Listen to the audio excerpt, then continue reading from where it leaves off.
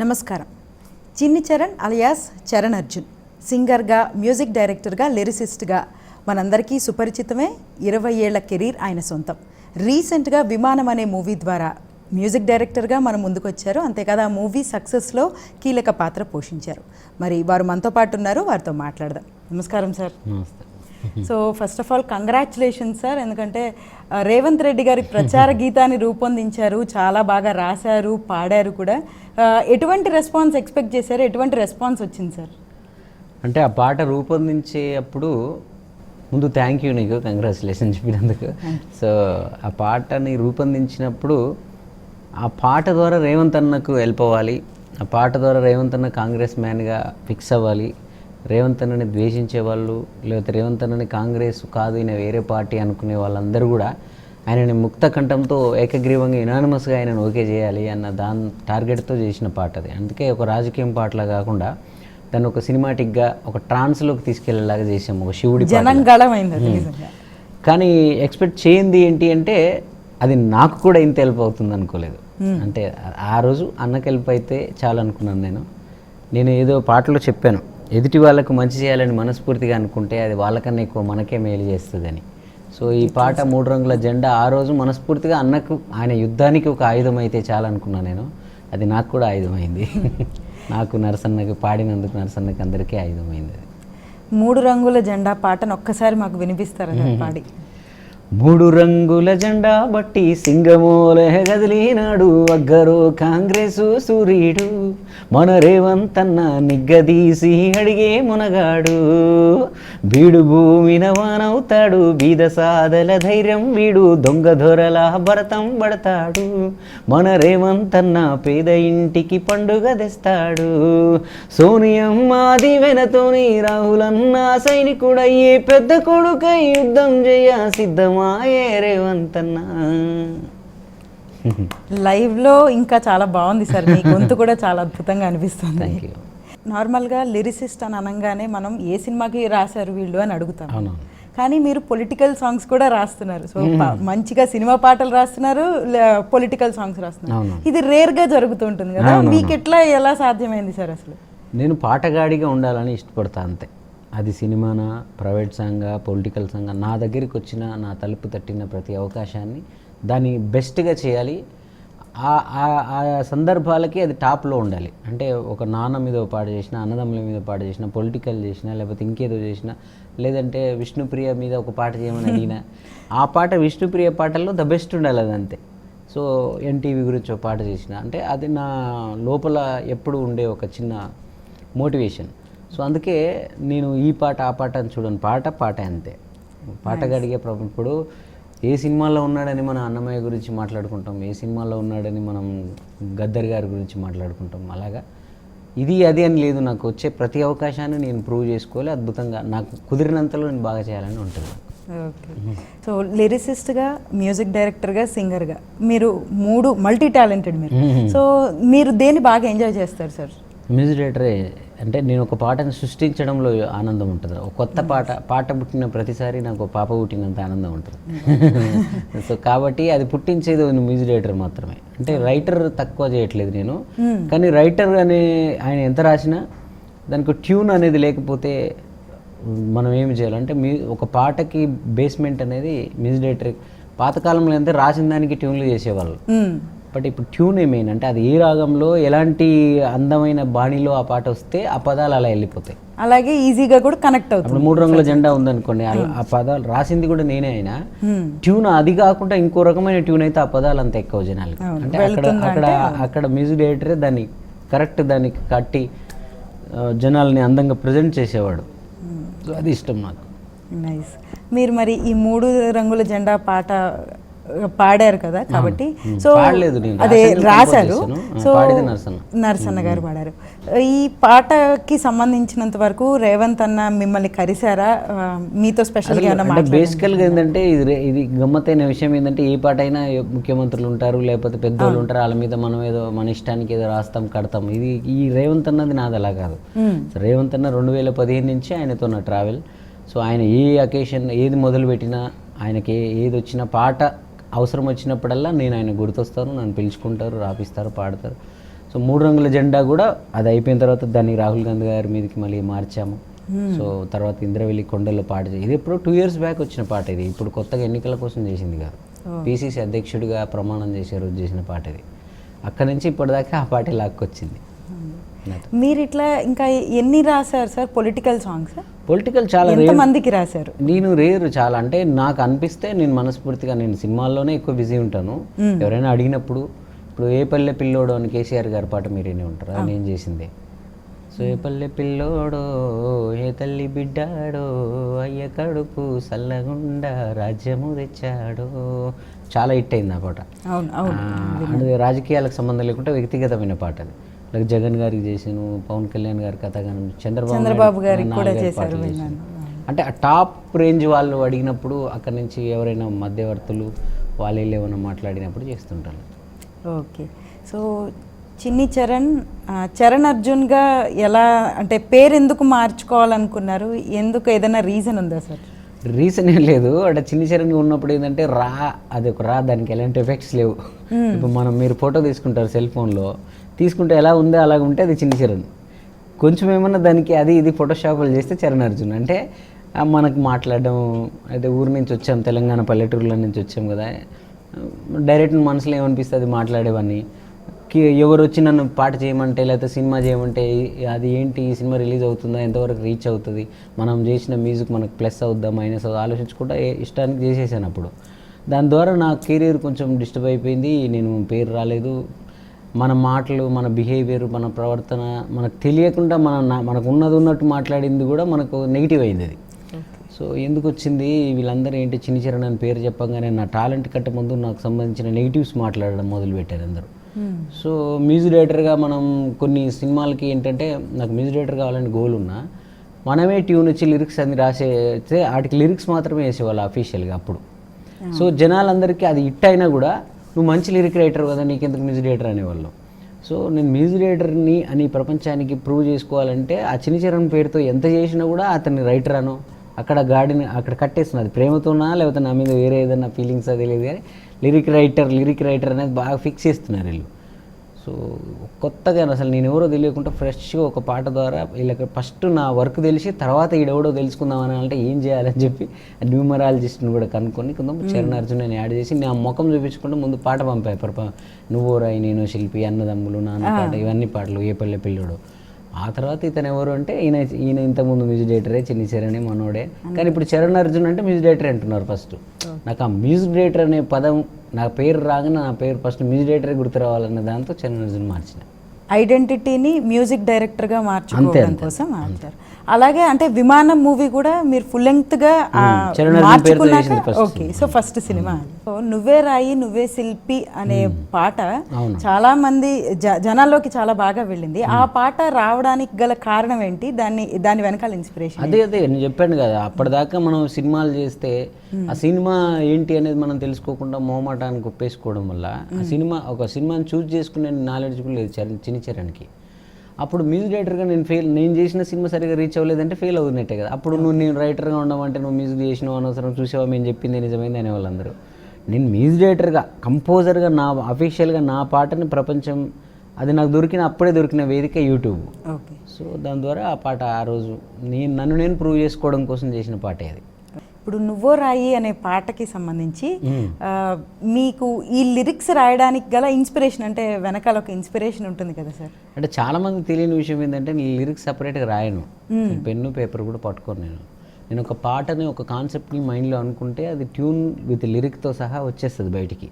నేనే సింగర్ కాబట్టి నేనే అలా అలవకగా, ఇప్పుడు పాతకాలం వాళ్ళని తీసుకుంటే వాళ్ళకి పెన్నులు, పేపర్లు, కంప్యూటర్లు, ఫోన్లు లేవు కదా, వాళ్ళు అదేదో అద్భుతమైన పాటలు ఇప్పటికీ సేకరణ పాటలే హిట్ అవుతుంటాయి. ఆ రోజుల్లో వాళ్ళు ఎలా పాడారో ఒక ఊటశిల్మలాగా లోపల నుంచి పాట ఎట్లా వస్తుందో నాకు అలా వచ్చేస్తుంది అంతే, పెన్ను పేపర్ ఏమీ వాడను. సో అది ఆటోమేటిక్గా ఒక కాన్సెప్ట్ అనుకున్నప్పుడు తెలియకుండానే నాకే ఒక్కొక్కసారి ఆశ్చర్యం అవుతుంది ఈ విషయాలని నాకేం తెలుసు అని. ఇప్పుడు ఏంటంటే ఎక్కడో లోపల నిక్షిప్తమై ఉంటాయి గత జన్మ తాలూకు విషయాలు అంటే అవి వచ్చేస్తుంటాయి అంతే. అంటే మీకు లైక్ మీ ఫ్యామిలీలో ఎవరైనా ఇలా ఉన్నారా? లైక్ ఉంటారు పాపం, బయటకు వచ్చి ఉంటారు అంతే. నేను కూడా బయటికి రాలేక కింద పడి మీద పడి తక్కువ ఇబ్బంది అవుతూ కూడా పేర్లు మార్చుకొని నన్ను నేను కరెక్ట్ చేసుకుంటూ ఇక్కడ దాకా వచ్చాను కదా. సో ఇది ఒక పెద్ద యుద్ధం. ఈ యుద్ధం చేయలేరు, చేయాలన్న ఆలోచన రాదు, అసలు వాళ్ళలో ఈ టాలెంట్ ఉందని గుర్తించుకోలేక కూడా మరుగున పడి ఉంటారు మా ఫ్యామిలీలో. సో వాళ్ళ పూర్వీకులు ఏవో మనకు వచ్చి ఉంటాయి అంతే.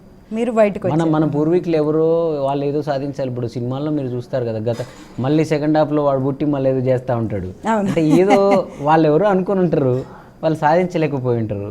ఆ బలం మనకు వచ్చి ఉంటుంది అంతే. నైస్. అండ్ అంటే మీరు చిన్నప్పటి నుంచి ఇట్లానే రాసేవారా? 5వ తరగతి 6తో చిన్నప్పటి నుంచి నాకు చాలా అది అంటే ఏదైనా అకేషన్ అయినప్పుడు ఏదో సినిమా పాట ఉన్న పాట పాడకపోయింది. నేను ఓన్గా క్రియేట్ చేసి పాడేవాడిని. మా టీచర్లు అంతా సపోర్ట్ చేసేవాళ్ళు. అది రేర్ ఉంటుంది కాబట్టి టీచర్ హనుమంతరావు అని ఉండేవాళ్ళు స్కూల్లో. వాళ్ళు బాగా నన్ను ఎంకరేజ్ చేసేవాళ్ళు ఈ పాటలకు సంబంధించి. సో అట్లాగా ఆ రోజు నుంచి ఈ రోజు వరకు అది ఇప్పుడు సినిమాలలో కూడా చేస్తున్నా కదా, ఎవరైనా ఉన్న సాంగ్ను ఉన్న ట్యూన్ చేద్దామంటే నేను ఒరిజినల్గానే చేస్తూ ఉంటాను. నువ్వు రాయి అనే పాట ఒక్కసారి మా కోసం పాడండి సార్. నువ్వు రాయి నేను శిల్పి చెక్కుతున్నంతసేపు, నిన్ను నేను చెక్కుతున్నంతసేపు, ఆ తరువాత అంటారంతా నిన్ను దేవుడని, నేను అంటరాని వాడిని, నీ గర్భగుడినే చెక్కేటప్పుడు నేను పెద్ద మేస్తిరి, అది పూర్తయ్యాకలోనకొస్తా ఉంటే నన్ను బయటికి తోస్తీవి. నువ్వు రాయి నేను శిల్పి చెక్కుతున్నంతసేపు, నిన్ను నేను చెక్కుతున్నంతసేపు. చాలా చాలా బాగుంది. మీ ప్రపంచంలోకి మేము వచ్చేసాం. బాగుంది సార్. మీది 20 years కెరీర్ కదా సార్. సో మీ ఫస్ట్ సినిమా ఛాన్స్ ఆయుధంలో పాట రాశారు. అది ఏ విధంగా వచ్చింది మీకు ఛాన్స్? అదే నేను చాలా చిన్న ఉన్నప్పుడే కెరీర్ స్టార్ట్ చేసాను. పాట బాట పట్టిన నేను 5వ 6వ తరగతుల్లోనే. సో స్కూల్ నుంచి అలా వస్తూ వస్తూ జన్మభూమిలో అవార్డు వచ్చింది నాకు రాష్ట్ర స్థాయిలో చంద్రబాబు నాయుడు గారితో. అప్పుడు కాంపిటీషన్స్ పెట్టారు స్టేట్ అంతా. అప్పుడు నాకు స్టేట్ లెవెల్ అవార్డు రావడం, ప్రశంసా పత్రం మీద చంద్రబాబు నాయుడు గారని పేరు, ముఖ్యమంత్రి, రాష్ట్ర ముఖ్యమంత్రి, అది నాలో ఒక భరోసా నింపింది. అంటే మనం ఈ పాటను పట్టుకొని వెళ్ళొచ్చు జీవితంలో అని. సో ఎక్కువ పాట వైపు అలా మళ్ళాను. దాంతో నల్గొండలో చిన్నపాటి సెలబ్రిటీ అయిపోయాను నేను. అంటే గవర్నమెంట్ ప్రోగ్రామ్స్ ఏం జరిగినా కూడా నన్ను కలెక్టర్లు, ఎంఆర్ఓలు పిలవడం, పాడుతూ ఉన్న క్రమంలో ఒకసారి ఎన్ శంకర్ గారు నల్గొండకి 50 days ఫంక్షన్ భద్రాచలం వచ్చారు. ప్రతి వేదికల మీద నేను పాటలు పాడినట్టు ఆ రోజు కూడా ఏదో నేను రాసుకొని పాడాను. ఆయన వచ్చి హైదరాబాద్ వచ్చి కలవమన్నారు. ఆయన ఎందుకు కలవమన్నారు నాకు తెలియదు. అంటే అప్పుడు అంత ఏజ్ కూడా లేదు, నాకు అంత క్లారిటీ లేదు. పాటలు సినిమాల్లో రావాలని తెలుసు కానీ ఎలా వస్తాయి ఏం తెలీదు. ఆయన రమ్మన్నారు కాబట్టి నేను హైదరాబాద్ వచ్చేవాడిని. హైదరాబాద్ రమ్మన్నప్పుడల్లా అలా 1 year పాటు ఆయన రేపు రా, మళ్ళీ నెక్స్ట్ వీక్ రా, మళ్ళీ నెక్స్ట్ ఆయన ఎప్పుడు చెప్తే అప్పుడు డేట్ గుర్తు పెట్టుకొని వచ్చేటోని. అప్పుడు ఆయన వందే మాతరం సినిమా స్టూడియోలకు తీసుకెళ్ళడం, అక్కడ పాటలు రాస్తున్న క్రమంలో అది ఇదేమిటమ్మా మాయమ్మాయి అనే పాట రాశాను. ఇంకా ఆ పాట రాసిన తర్వాత ఇండస్ట్రీకి వచ్చాకే నాకు క్లారిటీ వచ్చింది. ఓహో, ఇక్కడ లిరిక్ రైటర్లు ఉంటారు, మ్యూజిక్ డైరెక్టర్లు ఉంటారు, మ్యూజిషియన్స్ ఉంటారు, స్టూడియోలు ఉంటాయి. ఇవన్నీ అక్కడ చూసి అప్పుడు నేను ఫిక్స్ అయ్యా మ్యూజిక్ డైరెక్టర్ అవ్వాలి. అంటే ఇవన్నీ నాలో కూడా ఉన్నాయి. రాస్తున్నాను, పాడుతున్నాను, కంపోజ్ చేస్తున్నాను. ఇందులో ఏ ఒక్క విభాగానికి నేను పరిమితమైన మిగతా అది పోతుంది. కానీ మ్యూజిక్ డైరెక్టర్ అయితే అన్నీ ఉంటాయి. అది గొడుగు లాంటిది కదా. సో ఆ క్లారిటీ తీసుకొని ఇంకా అప్పుడు మ్యూజిక్ డైరెక్టరే వాళ్ళ జీవితంలో అని చెప్పి ఇంకా ఫిక్స్ అయ్యారు.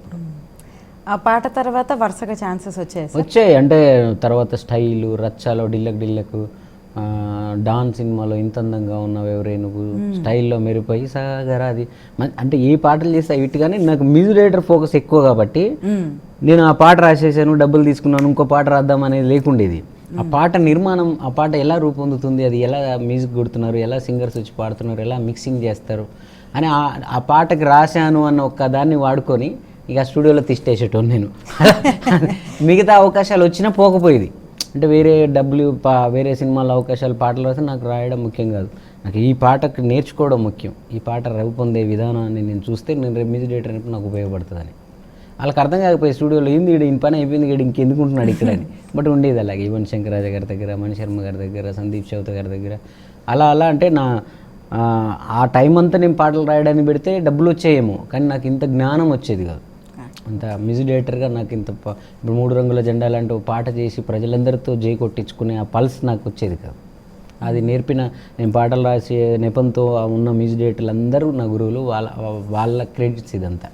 అంటే మిమ్మల్ని అంతగా స్ట్రాంగ్గా ఇన్ఫ్లుయెన్స్ ఎవరు చేశారు, అంటే మీకు బాగా ఇన్స్పిరేషన్ అనిపించే వ్యక్తి ఎవరు? నాకు బాగా ఇన్స్పిరేషన్ అనిపించే వ్యక్తి అంటే నేను లైవ్గా చూసిన వాళ్ళలో మాత్రం మణిశర్మ గారు, యువన్ శంకర్ రాజా గారు, నేను పరోక్షంగా ఇళయరాజా గారు. అంటే ఒక పాటని ఈరోజు నా స్టేటస్ కూడా ఇళయరాజా గారి పాటే ఉంటుంది. అంటే ఒక పాట కానీ ఒక మ్యూజిక్ బీజియంలో ఒక చిన్న థీమ్తో కూడా ఇప్పటికీ మనం ఎప్పుడూ ఆయన 40 years బ్యాక్ చేసిన పాటలు ఆ మ్యూజిక్ వింటే ఇప్పుడు యువతరం ఇప్పటోళ్ళు కూడా వాళ్ళ జీవితాలని దాంట్లోకి కనెక్ట్ చేసుకోగలుగుతున్నారంటే ఆయన ఏదో ఒక ఆత్మ పెట్టాడు ప్రతి దాంట్లో. అది మణిశర్మ గారిలో కమర్షియాలిటీ, ఏ పాట అయినా ఒక హీరోయిజంతో ఒక మాస్ పల్స్ తెలిసేలాగా ఎలా చేయొచ్చో మణి గారి దగ్గర నేను ఆయన నుంచి నేర్చుకున్నాను. ఓకే, మీకు పాటలు పాడడం కూడా చాలా ఇష్టం, పాటలు పాడతారు. సో ఎప్పటి నుంచి స్టార్ట్ చేశారు పాటలు పాడడం? పాటలు చిన్నప్పటి నుంచే, పాటలు పాడడము, మ్యూజిక్ చేయడము, లిరిక్స్ రాయడం అన్నీ 5-6 తరగతుల నుంచే మొదలుపెట్టాను. ఓకే, ఇప్పుడు మీరు చెప్పిన ఈ పాటలు ఉన్నాయి, ఇంతకు ఒక 4 పాటలు చెప్పారు, వాటిలో మీరు ఏమన్నా పాడారా లేకపోతే శంభో శివ నేను సినిమాల్లో పాడలేదు. సినిమాల్లో నేను డైరెక్ట్ విమానంలో నా సినిమాలో నేనే పాడుకున్నాను. సినిమాలలో నాకు సింగర్గా అవకాశం ఎవరు ఇవ్వలే. అంటే వాళ్ళకి ఆ సమయానికి నేను వాళ్ళ సింగర్ అనే ఫీలింగ్, అదే కన్ఫ్యూజ్ అంతే. నేను రైటరా సింగరా మ్యూజిక్ డైరెక్టరా ఏదో ఒక క్లారిటీ లేదు కదా. అంటే ఇప్పటిదాకా కూడా ఎవరు నాకు తెలిసి రాసుకుని వాళ్ళే పాడుకుని వాళ్ళే మ్యూజిక్ డైరెక్షన్ ఇచ్చుకోవడం అనేది నేను మిమ్మల్ని చూస్తున్నానేమో ఉన్నారు. అదే అంటే వాళ్ళు ఆ యుద్ధం చేసి బయటికి రాలేకపోవడం టెక్నికల్గానే. ఇప్పుడు గోరెటి వెంకన్న గారు, గద్దర్ గారు వీళ్ళు కూడా పాడతారు, రాస్తారు, వాళ్ళే ట్యూన్లు కట్టుకుంటారు. కాకపోతే నేను టెక్నికల్గా మ్యూజిక్ సినిమాల్లో అదే నేను ఇటు వచ్చాను, ఈ జనరేషన్ కాబట్టి ఇటు రాగలిగాను. వాళ్ళకి అవకాశాలు లేవు కదా. సో అలా ఇప్పుడు ఉన్న వాళ్ళు కూడా చాలామంది కొందరు రాస్తున్నారు, పాడుతున్నారు, మ్యూజిక్ చేసేవాళ్ళు. ఇప్పుడు దేవిశ్రీ ప్రసాద్ గారు ఆయన రాస్తాడు, పాడతాడు, మ్యూజిక్ కొడతాడు. కీరవాణి గారు రాస్తారు, పాడతారు, మ్యూజిక్ చేస్తారు. ఇళయరాజా గారు ఉన్నారు, అందుకు లేదు. మొత్తం సినిమా అంతా మీరే రాసిన సినిమాలు ఏవేవి ఉన్నాయి సార్? అట్లా విమానం మొత్తం నేనే. విమానానికి ఓన్లీ మంగ్లీ వాయిస్ మాత్రమే ఉంటుంది, ఫీమేల్. బ్యాక్గ్రౌండ్ స్కోరు, పాటలు పాడింది, రాసింది, మ్యూజిక్ అంతా నేనే. అది ఫుల్ ప్లేజ్డ్గా నేనే రాసింది. అండ్ డాన్ ఇట్లాంటి సినిమాలు, డాన్ సినిమాలో ఎంత అందంగా ఉన్నావే ఎవరే నువ్వు, అది నేను రాసింది. స్టైల్లో మెరుపై సగరా రారా రమ్మంటున్నా, కొంచెం ఇష్టంలో ఎవడే ఎవడే కొంచెం ఎందుకు మాకోసం కొంచెం పెద్దగా పాడొచ్చు కదా. మళ్ళీ రచ్చలో డిల్లక్ ఉంటుంది. ఏ మిలుకు మిలుకు సిలక నీ మీట పెదవే కొరక, డిల్లకు డిల్లకు డిల్లకు డిల్లకు చెయ్యక పిల్ల, ఏ కొనిదెల వారి కొడుక నీకప్పుడే ఎంతటి దుడుక, ఏమైందో నేను చూశాక ఎగిరిందే మనసేనక, ఏ తెల్ల తెల్ల తెల్ల తెల్ల తెల్ల కోడి పిల్ల. అదే అలాంటి పాటలు ఉంటాయి. మంచి ఉత్సాహం ఊపు వచ్చింది. సో ఇప్పుడు పాటలు రాయడం అనేది అందరూ రాసేయచ్చు, ఇప్పుడు నేను కూడా రాసేయచ్చా లేకపోతే దానికి స్పెషల్గా బై బర్త్తో వస్తుంది అది? లేకపోతే ఇప్పటికి బోల్డెన్ ఇన్స్టిట్యూషన్లు స్టార్ట్ అయ్యేవి, ఆన్లైన్ క్లాసులు వచ్చేవి. నీకు మ్యూజిషియన్గా తయారు చేసే క్లాసులు ఉంటాయి, ఏది ఒక ఇన్స్ట్రుమెంట్ ప్లేయర్గా, కానీ మ్యూజిక్ డైరెక్టర్గా తయారు చేసే క్లాసులు ఉండవు. అందుకే వెళ్ళిపోతే ప్రతి మ్యూజిక్ డైరెక్టర్ కొడుకులు గొప్ప మ్యూజిక్ డైరెక్టర్లు అయిపోతారు, ప్రతి రచయిత పాటల రచయిత కొడుకు గొప్ప రచయిత అవుతాడు కదా. ఇక్కడ మాత్రం అది వారసత్వాలు ఎందుకు రావట్లేవంటే అవి బై బర్త్ రావాలి. రేపు నా కొడుకు అవుతాడని నేను కూడా చెప్పలేను. సో ఎన్ని పాటలు రాసి ఉంటారు సార్ మీరు ఇప్పటిదాకా అన్నీ కలుపుకొని? నేను సినిమాలో తక్కువే. సినిమాలో అదే మీరు చెప్పిన ఒక పాట అది కంప్లీట్ అయ్యేదాకా అక్కడే కూర్చుంటే ఇంకేం రాస్తాం, ఇంకా ఆ పాటకి మ్యూజిక్ డైరెక్టర్గా నేర్చుకోవడం సరిపోతుంది. సో ఇండిపెండెంట్గా వచ్చిన తర్వాత చాలా పాటలు నా ఛానల్లో, మీ యూట్యూబ్ ఛానల్లో చాలా నా ప్రతి ఎమోషను అలాగా, అది అక్షరము, స్వరము, మ్యూజిక్ అంతా వచ్చేస్తూ ఉంటుంది. అది చాలా మంచి రెస్పాన్స్ వస్తుంది మీ యూట్యూబ్ ఛానల్లో చూస్తే. అంటే సామాజికంగా కూడా మీరు, నేను ఒకటి చూశాను, ఆవు ప్లాస్టిక్ తింటోందని చెప్పి ఒక దాని గురించి ఒక పాట రాశారు. ఇట్లా సామాజికంగా కూడా మీరు చైతన్యపరుస్తున్నారు మీ యూట్యూబ్ ఛానల్ ద్వారా. అంటే నేను నా కోసం స్టార్ట్ చేసిన నువ్వు రాయి నేను శిల్పిన మొదటి పాటకి నాకు పట్టం కట్టి ప్రజలంతా నాకు విలువ ఇచ్చారు, నాకు స్పేస్ ఇచ్చారు. సో దాన్ని మిస్యూజ్ చేసి నాకు ఎలాగో పేరు వచ్చింది, నాకు యూట్యూబ్లో పాట పెడితే జనాలు కనెక్ట్ అవుతున్నారని ఆ అమ్మాయిలను పెట్టి సేకరణ పాటలని అవన్నీ నాకు ఇష్టం లేదు. అవి వేరే వాళ్ళు చేస్తూ ఉంటారు. నేను అక్కడ నాకు దొరికిన మంచి పేరు ద్వారా ఏదైనా కమర్షియల్ పాటలు ఉంటే సినిమాలో చేస్తాను. నేను నాకు ఇలాగ సినిమాలు ఉన్నాయి, ఏదన్నా ఒక మంచి ఎమోషన్ చెప్దాం, దానివల్ల నలుగురు మారిన సంతోషం. అన్నదమ్ముల పాట చేశాను, ఒక విడిపోయిన 2 అన్నదమ్ములు కలుసుకుంటే నాకు సంతోషం. ఒక నాన్న పాట చేశాను, నాన్నని నిందించకండి రా, నాన్న జన్మనిచ్చాడు, అంతకంటే ఏం కావాలి నాన్న అని చెప్పి ఒక పాట చేశాను. అన్న నాకు ఎదురైన సంఘటనలు ఏదైనా చూశాను అనుకోండి, దాని మీద ఆ నైట్ ఏమైనా అనిపిస్తే ఆ పాట చేస్తూ ఉంటాను. దాని ద్వారా ప్రజలకు మేలు జరగాల. ఇప్పుడు హైదరాబాదు ఎవరు రమ్మన్నారు కొడుకు అని కరోనా టైంలో చేశాను. హైదరాబాద్ లాంటి మహానగరంని నిందిస్తున్నారు. హైదరాబాద్ కరోనా ఉంటే కరోనా వస్తుందంటే హైదరాబాద్కి నోరు ఉంటే అది ఎంత బాధపడుతుంది. అలాంటి కాన్సెప్ట్లు మాత్రం చేస్తుంటాను నేను. అంటే మనకు దొరికిన అవకాశం ద్వారా కూడా మంచినే పెంచుదాం సమాజంలో. ఇప్పుడు నాయన చెప్తే కొడుకినడు, తాత చెప్తే మనోడినడు, అన్న చెప్తే తమ్ముడినడు. ఈ రోజుల్లో ఎట్నో అట్ట మన పాట ద్వారా 10 మంది అయినా వింటున్నారు మనం మంచి ముచ్చట చెప్తే. దాన్ని ఎక్కువ స్ప్రెడ్ చేద్దామనే ఆలోచన అంతే.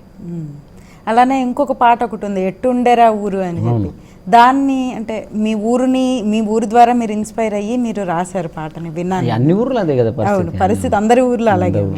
సో మీ అనుభవాలు ఏంటి, మీ చిన్నప్పటి అనుభవాలు, మీ చైల్డ్హుడ్ మెమొరీస్? నేను చాలా తక్కువ రోజులు ఉన్నానండి ఊర్లో. అంటే ఇండస్ట్రీకి చిన్నప్పుడే వచ్చేసాను కాబట్టి, ఆ ఇండస్ట్రీకి రాకముందు 3-4 నల్గొండలో ఉన్నాను టౌన్లో.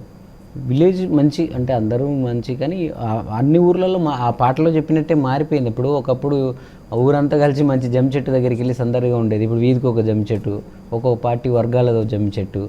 అంటే ఊరికన్నా నాకు ఇప్పుడు సిటీనే మంచిగా అనిపిస్తూ ఉంది. ఇప్పుడు అపార్ట్మెంటు, గేటెడ్ కమ్యూనిటీలలో ఒక విలేజ్ ఫీల్ వచ్చేస్తుంది. ఆ ప్రేమ ఊరికి పోతే రావట్లే. ఊర్లలో మారిపోయింది ఊరంతా. ఊరు నాగం చేసింది, నగరం ఊరు నాగం చేసి ఊరి ప్రేమను నగరం తీసుకుంది.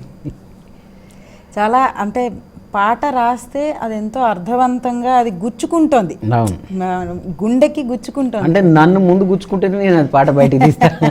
అందుకని అందరిని గుచ్చుకుంటుంది. అది ఏదో పాట చేయాలి అంటే దానికి అవసరం లేదు కదా. ఇప్పుడు సినిమా అంటే ఒక 6 సిచ్యుయేషన్స్ ఉంటాయి, కొన్ని తప్పదు. ఏదో ఆ డైరెక్టర్ ఏదో చెప్పాడు కాబట్టి ఆ గ్యాప్లో ఒక పాట ఉండాలి కాబట్టి. ఆ సినిమాలో ఆత్మతో ఉండే పాటలు 3 ఉన్నా కొన్ని ఉండాలి కాబట్టి ఉంటాయి.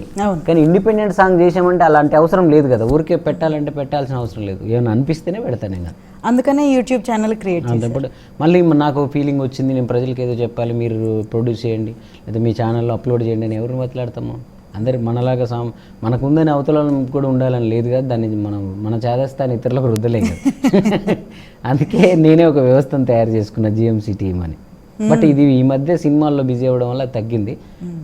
చేయాలి ఏదో ఒక పాట, అది కూడా దాని ఫ్యాన్స్ దానికి ఉన్నారు సపరేట్గా. మీ ఫస్ట్ మూవీనే విమానమా? అంటే చరణ్ అర్జున్గా తగ్గేదే లేని ఒక సినిమా చేసానండి. బట్ అది బ్యాక్గ్రౌండ్ స్కోర్ ఇవ్వలేదు నాకు వాళ్ళు. అది ముందే ఫిక్స్ అయిపోయింది. మధ్యలో నాకు వచ్చింది, రాజా రవీంద్ర గారు ఇచ్చారు. దండుపాల్యం 4 ఉంది కదా, జస్ట్ సాంగ్స్ చేశాను అంతే. అందులో బ్యాక్గ్రౌండ్ స్కోర్తో సహా చేసింది విమానమే. విమానానికి చాలా మంచి రెస్పాన్స్ వచ్చింది, బ్యాక్గ్రౌండ్ స్కోర్కి అట్లాగే మ్యూజిక్కి కూడా. మీకు ఎటువంటి కాంప్లిమెంట్స్ వచ్చేసారు? నాకు కాంప్లిమెంట్స్ కన్నా కూడా కాన్ఫిడెన్స్ వచ్చింది ఆ సినిమాతో. అంటే కాంప్లిమెంట్స్ వస్తూనే ఉన్నాయి చాలా. ఈ రోజుకి ఇన్స్టాగ్రామ్ ఓపెన్ చేస్తే రేలా రేలా పాట, ప్రతి నాన్న ప్రతి కూతురు ప్రతి నాన్న ప్రతి తండ్రికి ఆ పాటలే పెడుతున్నారు. బట్ కాన్ఫిడెన్స్ ఏమొచ్చిందంటే అప్పటిదాకా నాకు బ్యాక్గ్రౌండ్ స్కోర్ విషయంలోనే నాకు ఎక్కడికైనా వెళ్తే నువ్వు బ్యాక్గ్రౌండ్ స్కోర్ చేస్తావా, నాకు చేయగలనని నాకు లోపల ఉంది. నేను ఎలా చూపించాలి దాన్ని? అదే మన ఫోటో నా ఇట్లా ఇగో నేను చేస్తాను చూడు, నేను ఆధార్ కార్డు అది చూపించడానికి వర్కే చేసి చూపించాలి. సో అలా అంటే అప్పుడు మంచి సినిమా రావాలి మనకి, ఆ సినిమా ప్రజలకు చేరాలి, ఆ సినిమా ప్రజలు మెచ్చుకోవాలి, ఆ సినిమా ఆ పేరు చెప్తే మీకు తెలియాలి. అలాంటి సినిమా విమానం నాకు. దాని ద్వారా ఒక సముద్రకని గారు, ఒక కిరణ్ అన్న ప్రొడ్యూసర్, జీ స్టూడియోస్ వాళ్ళు డైరెక్టర్, అంతా ఒక సర్కిలే ఫామ్ అయిపోయింది. వాళ్ళు ఎవరు సినిమాలు చేసినా మాకు చరణే కావాలనేంత ఆ విమానం సినిమా తీసుకొచ్చింది. అలాంటి ఎమోషనల్ కథ ఎవరైనా రాసుకున్నా కూడా దీనికి చరణార్జున్ అయితే ప్రాణం పోస్తాడు అనే అంత దాన్ని ఇచ్చింది. అంటే అది ఇంకో రకంగా చిన్న నెగిటివ్ ఏమైందంటే కమర్షియల్. నేను యాక్చువల్ ఇప్పుడు 3 రంగుల జెండా చూస్తే ప్రియాంక గాంధీ, రాహుల్ గాంధీ లాంటి వాళ్ళని కూడా డ్యాన్స్ వేయించింది పాట.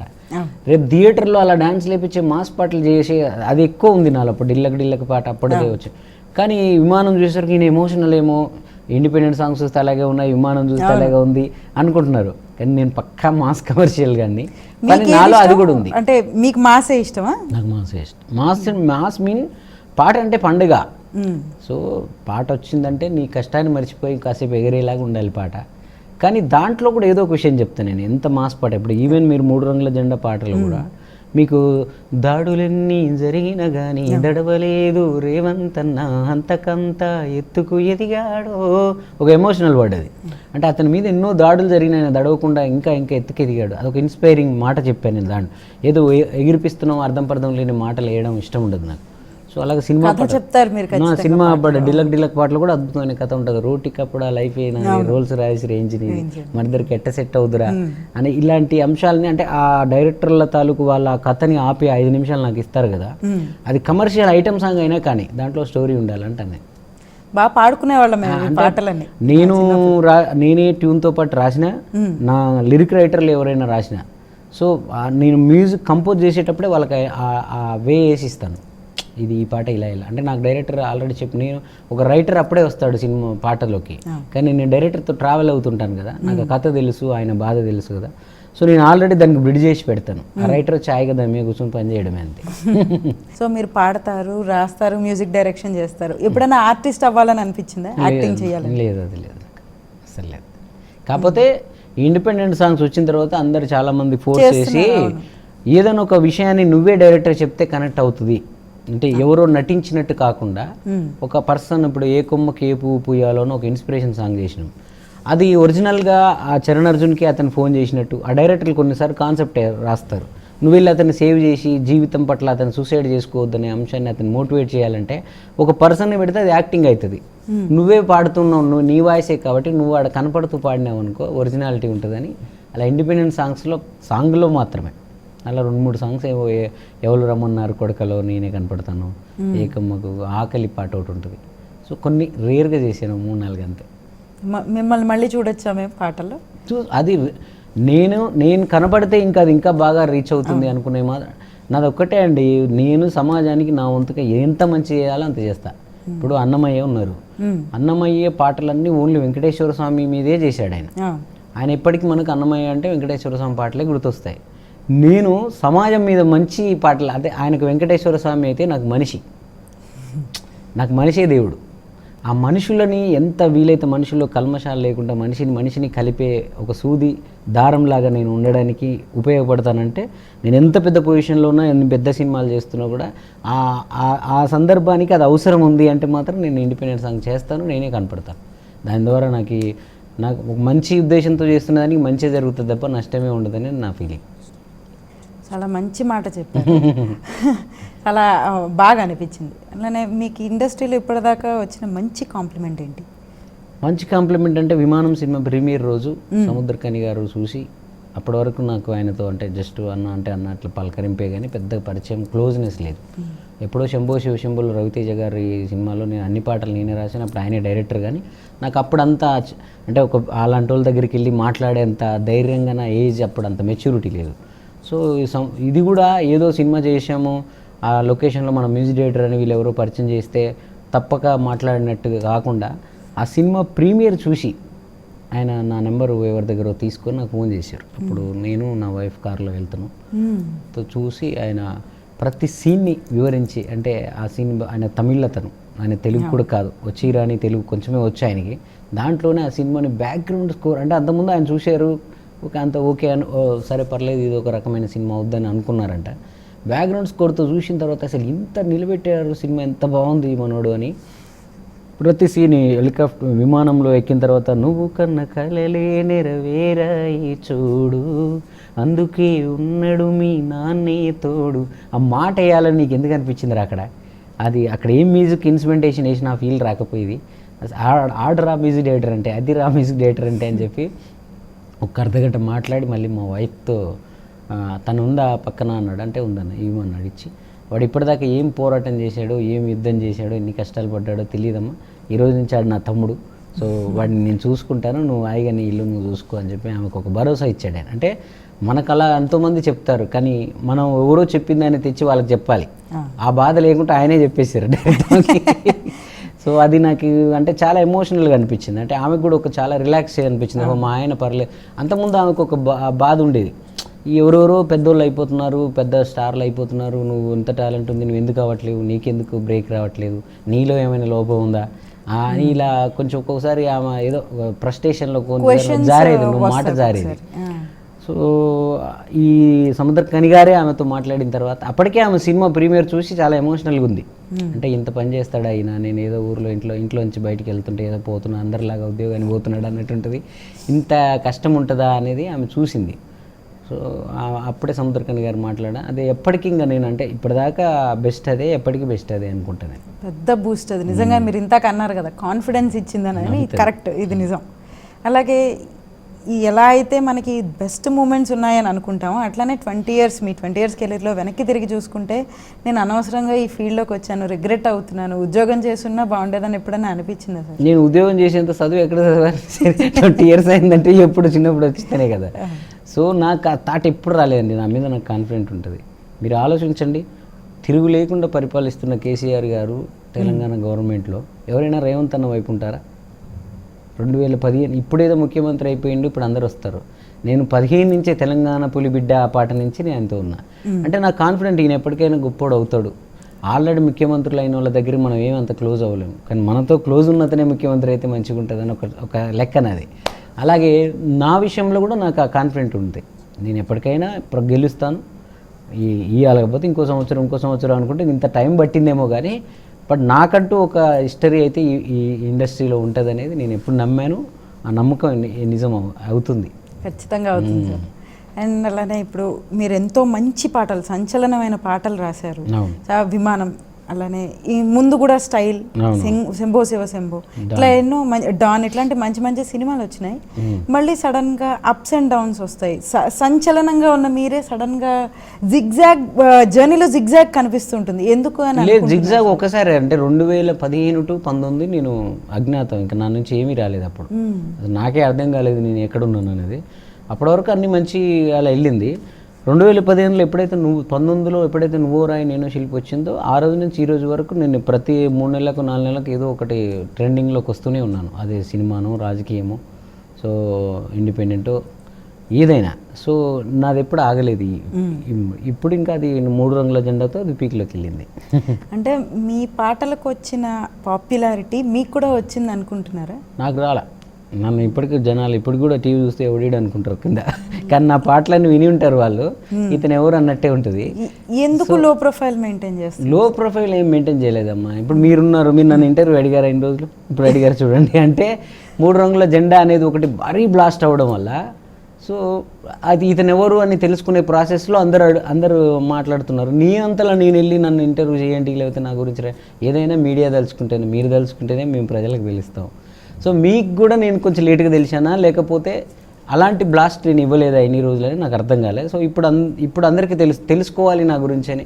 అంటే నా ఉద్దేశం ఇది కూడా ఒకటి అస్సలు పాయింట్ ఏంటంటే, నేను ఇది అని చెప్పుకోవడం నాకు ఇష్టం ఉండదు. నా గురించి తెలుసుకోవాలని జనం అనుకున్న రోజు నేను బయటకు వద్దామనే ఫీలింగ్ ఉంది నాకు. ఇప్పుడు నేను మాట్లాడుతుంటే ఈయనే చెప్పుకుంటున్నాడు. ఇప్పుడు నేను విమానం చేశాను అనగానే, అవునా విమానమా, ఏ విమానం అని మీరు అన్నారంటే అది వేస్ట్. నేను ఇక్కడ కూర్చోండి, మీరు ఆల్రెడీ దాన్ని కనెక్ట్ అయి ఉండాలి. 3 రంగుల జెండా అయినా, నువ్వో రాయి అయినా, విమానం అయినా, ఇలాంటి ఒక అద్భుతాలు చేశాక మ్యూజిక్ డైరెక్టర్గా నేను అనేది, లిరిసిస్ట్ కాదు. నా టార్గెట్ మ్యూజిక్ డైరెక్టర్ కదా. అది నేను ఎప్పుడు అవుతానో అప్పుడు బయటకు వద్దాము, లేకపోతే ఊరికే సోది చెప్పుకోవడం ఎందుకని ఒక సెన్స్ ఉండే నాకు. ఇప్పుడు ఆ కాన్ఫిడెంట్ వచ్చింది కాబట్టి బయటకు వస్తున్నాను. ఇక ముందు కూడా మీరు మ్యూజిక్ డైరెక్టర్గా కంటిన్యూ అవుతారు? మ్యూజిక్ డైరెక్టర్, పాటలు రాస్తాను, మ్యూజిక్ పాటకు సంబంధించి ఏది ఉందో అది అన్నీ చేస్తాను నేను. దాంట్లో నాకు ఎలాంటి రిగ్రెట్ లేదు. బట్ నా దాంట్లో చేస్తాను, బయట సినిమాల వాళ్ళకి నేను రాయను.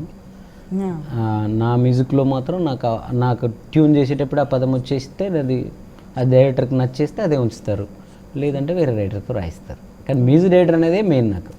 ఓకే, మీకు ఇష్టమైన బ్రాండ్ అంటే నా మీద రావాల్సింది మ్యూజిక్ డైరెక్టర్ బ్రాండే అని మీరు అనుకుంటున్నారు? మ్యూజిక్ డైరెక్టరే అంతే. నేను చరణ్ అర్జున్ అంటే మ్యూజిక్ డైరెక్టరే. చరణ్ అర్జున్ పేరు నాకు ఎంత ఇష్టమో, చరణ్ అర్జున్ పక్కన మ్యూజిక్ డైరెక్టర్ అనేది కూడా నాకు ఒక 100 డిగ్రీలతో సమానం. అలాగే చెప్పారు మీరు ఇంతాక, అందరూ నాకు చాలామంది పరిచయం అయ్యారు విమానం ద్వారా అని చెప్పి. సో ఇప్పుడు నెక్స్ట్ ప్రాజెక్ట్స్ ఉన్నాయా? ఇప్పుడు లగ్గం అని ఒక సినిమా చేస్తున్నానండి. రమేష్ చెప్పాల గారని, ఆయన బేవారసు భీమదేవరపల్లి బ్రాంచ్ ఆ సినిమాల డైరెక్టర్ అండ్ రైటర్. ఆయన నేను డ్యామ్ షూర్గా చెప్తున్నాను, రేవంత్ అన్న విషయంలో నా లెక్క తప్పనట్టే. రమేష్ చెప్పాల గారు మళ్ళీ మరొక జంధ్యాల, మరొక యువి సత్యనారాయణ, అలాంటి ఒక అద్భుతమైన వంశీ గారు ఉన్నారు, పాత వంశీ. ఇలాంటి ఈ రోజుల్లో అలాంటి ఒక గొప్ప డైరెక్టర్ అవుతారు ఆయన. లగ్గం అని అంటే ఆయన నాకు మళ్ళీ సముద్రకని గారి తర్వాత మళ్ళీ నాకు రమేష్ చెప్పాలి గారు అంటే నా అనే ఫీలింగు. నేను మ్యూజిక్ బాగా చేసుకొని నేను నెక్స్ట్ లెవెల్కి వెళ్ళడం కోసం నాకు ఏం క్వాలిటీ కావాలి, ఏ సింగర్స్ కావాలి, ఏ రైటర్స్ కావాలో ఆయనే, నేను అడగకుంటే ఆయనే మీరు ఇంత వేరియేషన్స్ ఇస్తారు, ఒరిజినల్ కంటెంట్ ఇస్తారు, ఏది కాపీలు కొట్టరు, మీలాంటి వాళ్ళు నెక్స్ట్ లెవెల్లో ఉండాలి, పెద్ద సినిమాలు చేయాలి, 100 కోట్ల సినిమాలకు మ్యూజిక్ డైరెక్టర్ ఉండాలి, మీరు మీ స్థాయి అది. సో దానికి నేను ఈ లగ్గం అనే సినిమా ఎంత బ్రిడ్జి అవ్వడానికి నేను ఉపయోగపడాలో, మీకు ఏం కావాలో మీకు ఇస్తానో ఇవ్వను నాకు తెలియదు, కానీ మ్యూజిక్ ఏం కావాలో నేను ఇస్తానని చెప్పి ప్రొడ్యూసర్ గారిని కన్విన్స్ చేసి, సో ఆయన నా కోసం చాలా తాపత్రయపడుతున్నాడు. అలాంటి అద్భుతమైన పాటలు చేయించారు నాతో ఆయన. ఈ లగ్గం సినిమాలో పాటలు నువ్వు మ్యూజిక్ డైరెక్టర్గా నీకు ఎందుకు ఇవ్వాలి అవకాశం అని ఎవరైనా అంటే, నేను విమానం సినిమా అని ఇప్పటిదాకా ఒకటే ఉంది కదా, ఇప్పుడు లగ్గం పాటలు ముందు వినిపిస్తాను అందరికీ. అలాంటి అద్భుతమైన ఆల్బమ్ని నాకు ఆయన ఇచ్చారు. దానికి అలాంటి ఇన్స్ట్రుమెంటేషన్ కూడా ఇప్పుడు చేస్తున్నాం. అలాగే గుమ్మడి నరసయ్య అని ఇల్లెందు ఎమ్మెల్యే, మాజీ ఎమ్మెల్యే గారు ఉంటారు, ఆయన సైకిల్ మీదనే అసెంబ్లీకి పోయిన వ్యక్తి. అతన్ని స్టోరీని బయోపిక్ లాగా పరమేశ్ అనే ఒక మన డైరెక్టర్ ఒక అతను చేస్తున్నాడు, సముద్రకని గారు లీడ్ చేస్తున్నారు. ఆ సినిమా కూడా నేను మ్యూజిక్ డైరెక్టర్ని. అలాగే కొన్ని జై హో జనార్దన్ అనే కళాకారుల జీవితాల గురించి ఒక సినిమా, కొన్ని మంచి సినిమాలు ఉన్నాయి లైన్లో. మూవీస్ అన్ని ఫీల్ గుడ్ మూవీస్ అన్ని కనిపిస్తున్నాయి. లగ్గం కమర్షియల్గా కూడా ఉంటుంది. ఇంకా పెద్ద కంపెనీలన్నీ కూడా ఇప్పుడు మాట్లాడుతున్నారు. ఇంకొక 1 వీక్లో అన్ని పెద్ద పెద్ద న్యూస్లు వస్తాయి. అంటే మీరు ఇప్పుడు చెప్పినవన్నీ హార్ట్ ఫెల్ట్ గుడ్ మూవీస్ కనిపిస్తున్నాయి. అంటే ఇప్పుడు విమానం ఇవన్నీ చూసిన తర్వాత నేను అలాంటి వాటికే బాగా చేస్తాడని వస్తున్నారు. బట్ నేనన్నా నాలో ఉన్న మాస్ కమర్షియాలిటీ కూడా ఉందని, కానీ అవి చూపించుకోవాలంటే మనం అలాంటి పాటలు కూడా కొన్ని ఇట్లు చూపించాలి. అందరూ తెలిసిన వాళ్ళ ఇండస్ట్రీలో అందరి దగ్గరికి నేను వెళ్ళగలను. బట్ ఇప్పుడు 3 రంగుల జెండా ఒకటి కమర్షియల్గా ఉంది. అలాగే సినిమాల్లో కూడా 4 కమర్షియల్ పాటలు ఉంటే అప్పుడు వాళ్ళు మనల్ని నమ్ముతారు. ఆ లగ్గం అలాంటి పాటలు దాంట్లో 3-4 ఉన్నాయి. అవి కొంచెం బయటకు వచ్చాక వెళ్తాను. మీకు మరిన్ని కమర్షియల్ పాటలు రావాలి, మాస్ పాటలు రావాలని కోరుకుంటున్నాం. అండ్ అట్లానే మీ ఫ్యామిలీ గురించి ఏం చెప్తారు సార్? మీ ఫ్యామిలీ డీటెయిల్స్. ఫ్యామిలీ ఏముంది, మామూలు ఫ్యామిలీ అంతే. మా నాన్న ఊర్లో ఉంటాడు. ఇంకేమో తమ్ముడు, నేను ఇక్కడే ఉండే. మా తమ్ముడు 1.5 year క్రితం చనిపోయాడు, చిన్న హెల్త్ ప్రాబ్లం వచ్చి. ఇంకా నేను 2 పిల్లలు, ఫ్యామిలీ చిన్న పిల్లలు. ఓకే. మీ లైఫ్లోంచి మీరు ఫీల్ అయినవే మీకు పాటల రూపంలో వస్తాయా యూట్యూబ్లో? అంతే. నాకు సంఘటన ఇప్పుడు నాకు ఎదురుగా ఏదో విషయం నా మనసుకు టక్కున పోయిందనుకోండి, దాన్ని చెప్పాలి ప్రపంచానికి. నా దగ్గర ఉన్న నా భాష పాటే కదా, నేను పాటతోనే చెప్తాను. కానీ ఏదని నేను స్పీచ్లు ఇవ్వలేను, లేకపోతే సద్గురులాగా లేకపోతే గరికపాటిలాగా కూర్చొని ప్రవచనాలు చెప్పలేను కదా. సో వాళ్ళు ప్రవచనాలు ఎంత గొప్పగా చెప్తుంటారో పాట రూపంలో చెప్తుంటాను అంతే. అందరూ ప్రవచనాలు గరికపాటి గారి, చాగంటి గారి వినాలి, అవి వినలేము. అవి కొద్దిసేపటి తర్వాత యూత్కి బోర్ కొట్టేస్తుంది. సో తర్వాత అవి షార్ట్స్గా వస్తున్నప్పుడు స్టేటస్లు పెట్టుకుంటారు, కానీ వాళ్ళు కూర్చొని చెప్తున్నప్పుడు మాత్రం వినరు. పాట అయితే ఒక 5 నిమిషాల్లో మంచి రాగయుక్తంగా ముద్దుగా అన్ని మన లోకంలోకి తెచ్చుకొని ఎక్కించాల్సింది ఎక్కించవచ్చు కదా. సో పాట నాకు ఆ విధంగా ఉపయోగపడింది, మంచి చెప్పడానికి. సమాజంలో వీలైనంత మంచిని పెంచాలనేది నా ఉద్దేశం. దానికి పాట నాకు ఉపయోగపడుతుంది. ఇప్పుడు మరి ప్రైవేట్ సాంగ్స్, ఇప్పుడు మీరు మూవీస్ చెప్పారు, ఫ్యూచర్ ప్రాజెక్ట్స్, ప్రైవేట్ సాంగ్స్ కూడా వస్తున్నాయా లైన్? ప్రైవేట్ అదే ఆగింది ఇప్పుడు. ఎందుకంటే మూవీస్, మార్కెట్ ఇవన్నీ ఉంటాయి కదా. మళ్ళీ యూట్యూబ్లో ఏదైనా పాట వస్తే ఇక్కడ శత్రువులు, ఇప్పుడు ఒక సినిమా మనకు ఓకే చేయించుకోవాలంటే మనల్ని పక్కన పెట్టించి వాళ్ళ తరపున ఎవరినో పెట్టించడానికి 100 మంది కాసుకొని కూర్చుంటారు అక్కడ. సో ఆ కాసుకొని కూర్చున్న వాళ్ళకి చిన్న ఆయుధం లాగా ఏమైనా ఉపయోగపడే, ఈయన యూట్యూబ్లో పాటలు చేస్తాడండి, అది మననేదో యూట్యూబ్లో వచ్చింది, ఆయనకి ఇంత బడ్జెట్ ఎందుకండి అని ఇలా ఏమన్నా అంటారో అనరో నాకు తెలియదు. కానీ మన శ్రేయోభిలాషలు కొందరు అలా మనల్ని వద్దులే, ఎందుకు అవి ఏమన్నా వాటికి అడ్డంకి అవుతాయేమో, అంటే మనం మంచి కోసమే చేస్తాము. కానీ అవతల వాళ్ళు దాన్ని చెడుగా కూడా క్రియేట్ చేయడానికి అది ఒక్కోసారి ఉంటుంది. ఆయన యూట్యూబ్లో చేస్తాడండి, ఆయనకి ఎందుకండి అని కూడా తక్కువ చేసి మాట్లాడే వాళ్ళు ఉన్నారు కొందరు. సో కొన్నాళ్ళు ఆపుదాము, మనం మళ్ళీ సినిమాల్లో ట్రాక్ ఎక్కేంత వరకు కొంచెం ఆగుదామని ఆపేమంతే.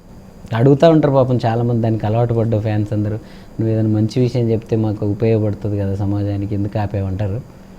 కానీ మరి ఇక్కడ ఉండే పరిస్థితులు కొంచెం ఒక్కోసారి మనం ఆచితూచి అడిగేయాలి కదా, జీవితం కదా మనది. అంటే ఇప్పుడు మీరు శత్రువుల గురించి మాట్లాడారు, శత్రువులు ఇలా ఉంటారు అని చెప్పి, ఏదైనా వెనకాల వెన్నుపోటు పొడిచే వాళ్ళు ఉంటారు. అట్లా మీకు ఇండస్ట్రీలో గాడ్ ఫాదర్ లాగా ఎవరన్నా అన్నారా సార్? ఉంటే ఇంత టైం పట్టదుగా, లేరు. అది ఎంకరేజ్ చేసేవాళ్ళు. ఇప్పుడు అదే సముద్రకని గారు, రమేష్ చెప్పాల్ గారు, ఈ గుమ్మడి నర్సయ్య డైరెక్టర్ గారు, జై హో జనార్దన్, అంటే వీళ్ళందరూ కూడా వాళ్ళు ఇప్పుడిప్పుడు ఎదుగుతున్నారు కాబట్టి వాళ్ళని మనం గాడ్ ఫాదర్లు అనలేము. చరణ్ గొప్పోడు కావాలి, చరణ్ పెద్ద మ్యూజిక్ డైరెక్టర్ కావాలని కోరుకున్న వాళ్ళు 100లో ఉన్నారు, నా చుట్టూ ఉన్నారు. కానీ అరే అతనికి ఓ లైఫ్ ఇద్దాం, అతన్ని పైకి లేపుదాం అనుకునే మనిషి నేను. రేవంత్ అన్న సీఎం అయిన రోజు నేను అదే సంతోషపడ్డాను. అప్పటి వరకు లోపల మదనం ఉండే నాకు. ఒక 2 నెలల ముందు అనుకుంటాను రేవంత్ అన్న ఒకసారి ఎన్నికల హడావిడి జరుగుతున్నప్పుడు ఏదో పాట కోసం వెళ్ళినప్పుడు నేను అడగలేదు, ఏం అడగలేదు, నువ్వు ఏదైనా కాన్సెప్ట్ చెప్తే ఇంత అద్భుతంగా చేస్తావు, వెంటనే ప్రజలందరూ దాన్ని కనెక్ట్ అవుతారు, తెలియని ఊపు వచ్చేస్తే నేను ఊహించిన దానికన్నా ఎక్కువ వస్తుంది అది, నువ్వు అదే ఒక సినిమా సిచ్యుయేషన్ చెప్తే ఎంత బాగా చేస్తావు, నీకు ఎందుకు పెద్ద సినిమాలు రావట్లేవు, నేను ఏమైనా చెప్పాలా, నాకు పలానా కంపెనీ తెలుసు పలానా కంపెనీ తెలుసు అన్నాడు. అనగానే వేరే వాళ్ళు అయితే చెప్పనా అంటారు, నాకు తెలుసు కాబట్టి అన్నా నువ్వు ఇప్పుడున్న నీ యుద్ధంలో నువ్వు ఉండి నా కోసం వాళ్ళకి ఫోన్ చేయడం ఎందుకు, నా ప్రయాణం నేను చేస్తున్నాను, నేను అక్కడ ఎలా సినిమాలు ఇస్తారో కూడా నాకు తెలుసు, మీరు కాల్ చేసినా ఏదో పిలిచి మాట్లాడతారేమో కానీ అది సినిమాకు లెక్కలు ఉంటాయి కదా, మీరైతే సీఎం అవ్వండిన తర్వాత చూద్దాం అన్నట్టు నేను అప్పుడు అన్నాను. అంటే అప్పుడు సీఎం అయినా అప్పుడు నేను ఆ రోజు నాకు మదనం ఏమైందంటే గిలా నన్ను అనే మనిషిని ఒక్కరు కూడా లేరు ఏంది రేవంత్ అని అన్నాడు ఒక్కడు ఫస్ట్ టైము. అరే ఎందుకు చరణ్ ఇట్లా పోరాడుతున్నావు, నీకు మంచి సినిమా ఎందుకు రావట్లేదు, నేను ఇప్పిస్తారా లేకపోతే నేను ఇస్తారా, నేను రికమెండ్ చేస్తారా అనే మనిషిని సంపాదించలేదే అని మనిషితనం గురించి ఇంత పాటలు చేస్తున్నాను, మనుషుల మధ్య ప్రేమను పెంచుతున్నాను, కానీ నా కోసం మనిషి ఎందుకు లేడు అని నాకు ఫీలింగ్ ఉండే. రేవంత్ అన్న సీఎం అయిన రోజు నాకు ఆనందం బరువు ఎంత దిగిపోయిందంటే, మనిషి నా కోసం ఒక మనిషిని సంపాదించుకోలేదని బాధపడ్డాను, నేను ఒక ముఖ్యమంత్రిని సంపాదించుకున్నాను. సో నా మనిషి సీఎం ఉన్నాడు, నేను ఒక ఫోన్ చేస్తే చరణ్ వచ్చాడు కలుస్తానంటే వచ్చి బయటకు వచ్చి తీసుకుపోయే సీఎం ఉన్నాడు, చాలే కాదు అంటే మనం మనలో అయితే ఏం లోపం లేదు అనే అనిపించింది ఆ రోజు. ఆ మాట ఆయన అనడం అంటే మాట సాయం చేస్తానని అనడం ఆయన ఎంత గ్రేటో, మీరు దాన్ని ఏమంటారు స్వీట్గా దాన్ని అట్లానే ఉంచుకోవడం ఆ మాటని చాలా గ్రేట్. అంతే ఆ రోజు మరి ఇంకేదో ఆయన పెద్దది చేస్తాడేమో, అందుకే ఆ రోజే అయిపోయేది, ఏదో చేయించుకుంటే ఆ రోజే అయిపోయేది. ఓకే. అండ్ అట్లానే ప్రతి ఒక్కరు కూడా ఒక సంవత్సరం ఎండింగ్ వచ్చేసాక సంవత్సరం స్టార్ట్ అయ్యాక ఏదో ఒక రిజల్యూషన్ పెట్టుకుంటారు. అవునవును. మీరు అట్లా ఏమైనా రిజల్యూషన్స్ పెట్టుకున్నారా సార్ ఈ సంవత్సరం? రిజల్యూషన్ అంటే అది ఒక్కటే, అది ఎప్పుడు ప్రతి సంవత్సరం పెట్టుకుంటున్నది అవ్వట్లేదు. టైమింగ్స్ అంటే కొంచెం లేట్ నైట్లు వర్క్ చేస్తుంటాం మేము, ఆ పొద్దున్న లేవడం లేట్ అవుతుంటుంది ఇండస్ట్రీ అంటే అది అవుతుంది. అది కాకుండా తొందరగా పని కంప్లీట్ చేసుకుని ఎర్లీగా లేచి పొద్దున్నే అలా వాకింగ్లకి వెళ్ళి అందరితో మాట్లాడుతూ పార్కులలో తిరగాలని కోరిక ఉంది నాకు ఎప్పటి నుంచో. అది ఈ సంవత్సరం చేద్దామని ఫిక్స్ అయ్యా. మీ కోరికలన్నీ నెరవేరాలి, మీరు అలాగే చక్కగా వాకింగ్కి వెళ్ళాలి, మీరుగా పాపులారిటీ అంటే అక్కడ జిమ్కైనా వెళ్ళొచ్చు, కానీ వాకింగ్ అనేది ఎందుకంటే అక్కడ వెళ్తే చాలా మంది పార్కులో మనుషులు ఉంటారు కదా, సో కొంచెం అది లేదు నాకు, అంటే మనుషులతో అనేది అది ఎక్కువ స్టూడియోలోనే కూర్చొని పని చేసుకోవడము, ఎప్పుడు వాటి గురించి ఆలోచిస్తూ కొంచెం మనుషులతో రిలేషన్స్ తక్కువ ఉన్నాయి. అదే ఇందాకనగా మనుషుల్ని సంపాదించుకోలేదని, ఈ మనుషుల్ని సంపాదించుకుందాం, పేరు అయిపోయింది కొంచెం డబ్బులు అంటే అయ్యే వస్తాయి, కానీ మనుషుల్ని ఎక్కువ సంపాదించుకోవాలి ఈ సంవత్సరం నుంచి అనిపిస్తుంది నాకు. మీ కోరికలన్నీ నెరవేరాలని కోరుకుంటున్నాం. అట్లాగే మీకుగా పాపులారిటీ రావాలి, మీ పాటకే కాదు మీకు కూడా పాపులారిటీ రావాలి అని కోరుకుంటున్నాం. మీ ఇంకా మంచి మంచి సినిమాలు చేసి మమ్మల్ని ఎంటర్టైన్ చేయాలి, మీరు అనుకున్నట్టు మాస్ పాటలు కూడా మీ డైరెక్షన్లో మాకు అందివ్వాలని మేము అందరం కోరుకుంటున్నాం. Thank you so much. చూశారు కదండి, ఇది ఈనాటి 24 ఫ్రేమ్స్ ఇంటర్వ్యూ. చరణ్ అర్జున్తో చూసాం కదా. సో మరో గెస్ట్తో మళ్ళీ కలుసుకుందాం. అంతవరకు సెలవు, నమస్కారం.